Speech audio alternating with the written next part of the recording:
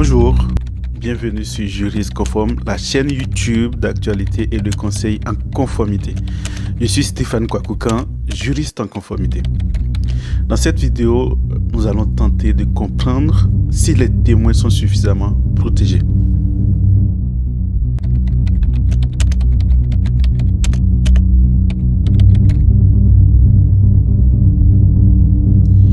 Lors des reportages télévisés ou des missions d'enquête sur des sujets sensibles comme des actes terroristes, des crimes et autres, il est fréquent que les chaînes télé ou radio fassent appel à des acteurs ou à un journaliste pour relater les faits.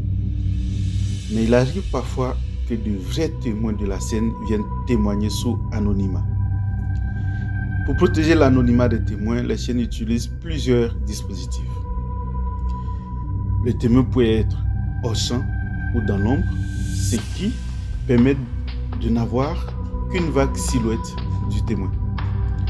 Il peut être flotté pour ne pas pouvoir identifier la personne en ajoutant un filtre par-dessus l'image ou au contraire on dégrade plus ou moins la qualité de l'image dans l'optique de masquer le visage.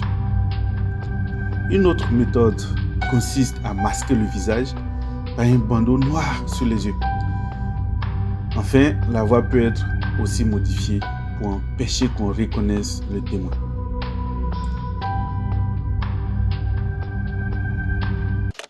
Mais est-ce que ces dispositifs protègent-ils réellement les témoins d'une éventuelle réidentification? Est-ce qu'on ne peut pas retrouver ces témoins d'une façon ou d'une autre? C'est la question à laquelle nous allons tenter de répondre dans la suite de la vidéo. Mais avant de vous expliquer si les témoins sont réellement protégés, je vais d'abord expliquer la notion d'anonymisation. L'anonymisation est un traitement qui consiste à utiliser un ensemble de techniques de manière à rendre impossible en pratique toute identification de la personne par quelque moyen que ce soit et de manière irréversible. Elle permet de respecter concrètement la vie privée de cette personne et aussi de la protéger. Mais en règle générale, certaines techniques d'anonymisation consistant à cacher les attributs directement identifiants d'une personne ne sont pas forcément suffisantes. On peut toujours, par des méthodes d'interférence ou de recoupement, réidentifier la personne. On vous expliquera dans la suite de la vidéo comment cela est possible. En ce qui concerne la voix, certaines chaînes utilisent des appareils de pitch shift ou de pitch shifting qui rend la voix plus grave ou aiguë. En réalité, cela consiste à modifier la voix en la décalant vers les aigus ou vers les graves. Il n'est donc pas difficile techniquement de modifier dans le sens inverse pour se rapprocher de la voix réelle et ainsi de pouvoir identifier la personne. Très concrètement, si la voix a été décalée vers les aigus, il suffit de faire le procédé inverse, c'est-à-dire pousser la voix vers les graves. Ainsi, on se rapproche de plus en plus de la voix réelle de la personne, ce qui permet plus ou moins de l'identifier.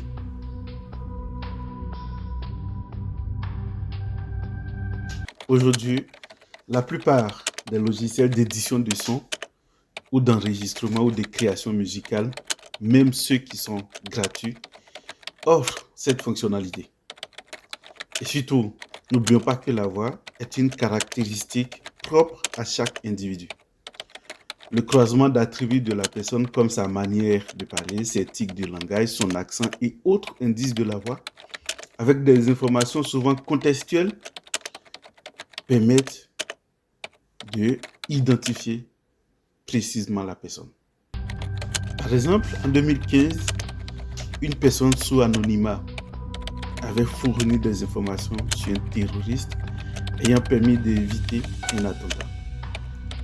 Par la suite, son identité a été révélée. Cette dernière a dû changer de nom, d'adresse et autres informations civiles la concernant pour se protéger. Tout comme dans le cas de la voix, peu importe l'outil utilisé pour cacher le visage, d'abord, d'autres éléments dans la vidéo sur l'image sont susceptibles de donner des indices pour mener une réidentification. Ensuite, les techniques utilisées sont parfois inefficaces ou insuffisantes. Par exemple, le fait de ne mettre qu'une barre noire sur les yeux de la personne ne protège pas du tout. Tout simplement parce qu'il existe plusieurs autres outils qui permettent d'identifier les traits du visage. Par exemple, un algorithme de reconnaissance faciale peut trouver sur le visage suffisamment de marqueurs pour identifier la personne malgré le floutage ou le trait noir.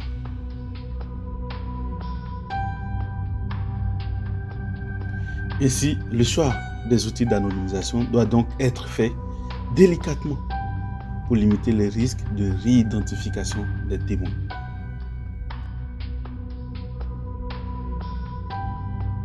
Si vous voulez approfondir ce sujet, je vous invite à retrouver plus de détails sur notre site internet. Le lien sera en description de cette vidéo. Également, si cette vidéo vous a plu, n'hésitez pas à la liker, à la partager dans vos réseaux. Et surtout, abonnez-vous à notre chaîne pour ne manquer aucune de nos publications. Je vous dis à très bientôt pour une nouvelle vidéo.